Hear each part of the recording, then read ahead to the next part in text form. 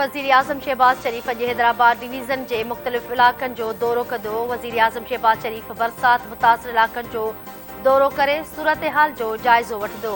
वज़ीर आज़म शहबाज शरीफ़ ऐं बिलावल भुट्टो ज़रदारी ॿोॾि मुतासिरनि सां मुलाक़ात बि कंदा। वज़ीर आज़म शहबाज शरीफ़ खे इमदादी कार्रवाइयुनि बाबति ब्रीफिंग बि ॾिनी वेंदी।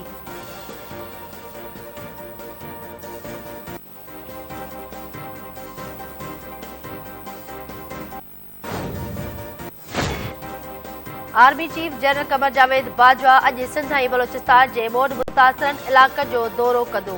ISPR जो चवणु आहे त आर्मी चीफ खे ॿोॾि जी सूरत-ए-हाल ऐं इमदादी कार्रवाइयुनि ते ब्रीफिंग ॾिनी वेंदी। जनरल कमर जावेद बाजवा ॿोॾि मुतासिर इलाक़नि में इमदादी सरगर्मियुनि में मसरूफ़ फ़ौजी दस्तनि सां मुलाक़ात पिणु कंदो। लाहौर डिवीज़न में 10, मुल्तान में 11 ऐं गुजरांवाला में 17 रिलीफ कैंपूं क़ाइमु कयूं वयूं आहिनि।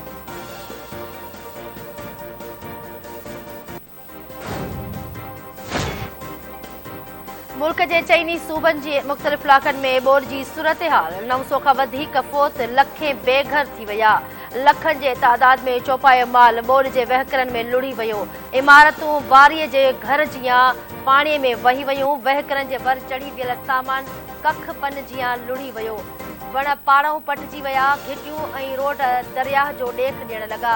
डप में वरतल माण्हू महफ़ूज़ हंधनि ॾांहुं मुंतक़िल। मुतासिर इलाक़नि में माण्हुनि जो साहु मुठि में।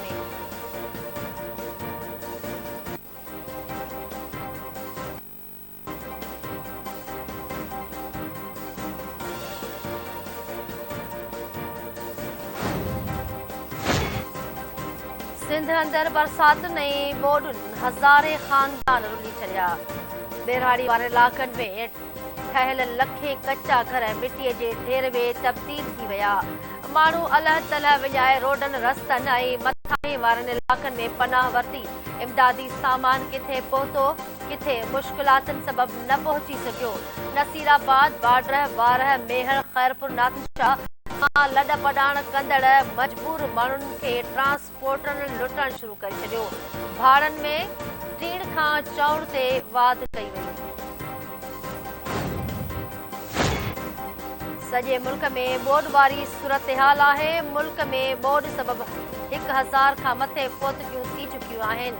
सिंध समाज जी वफ़ाक़ी वज़ीर मरियम औरंगज़ेब चयो आहे त तारीख़ में अहिड़ी ॿोॾि नाहे आई। बलोचिस्तान में 400 सैकड़ो खां वधीक मींहुं वसियो आहे ऐं सूबे में तबाही आई। बरसातुनि सबबि अधु सिंध ॿुॾी वई। माण्हू बेघर थी विया आहिनि।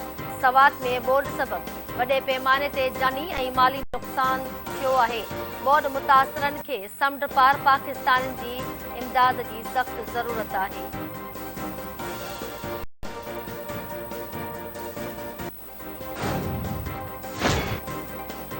सिंध जे टिन्ही बैराजनि ते ॿोॾि वारी सूरत-ए-हाल बरक़रार। गुडू बैराज वटि पाणीअ जो मथाहूं ऐं हेठियां वहिकिरो 4,90,393 क्यूसेक रिकॉर्ड। सखर बैराज वटि मथाहूं ऐं हेठियां वहिकिरो 5,69,756 क्यूसेक रिकॉर्ड कयो वियो। कोटड़ी बैराज वटि मथाहूं ऐं हेठियां वहिकिरो 3,15,280 क्यूसेक रिकॉर्ड कयो वियो।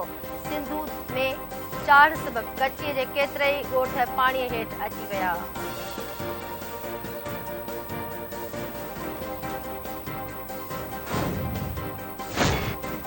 कोटड़ी भरिसां इंडस हाईवे ते कोच काठ सां भरियल ट्रक सां टकराइजी वई। हिकु ॼणो हयाती विञाए वेठो। हादसे सबबि मलीर वासी जमालुद्दीन दम ॾेई छॾियो ऐं 15 ॼणा ज़ख़्मी थी पिया। ज़ख़्मियुनि खे इस्पताल दाख़िल कयो वियो।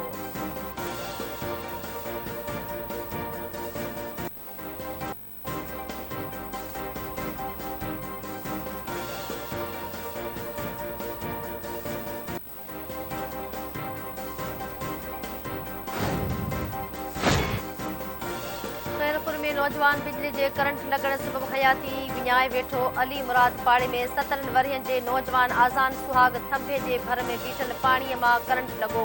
नौजवान मौक़े ते ई दम ॾेई छॾियो।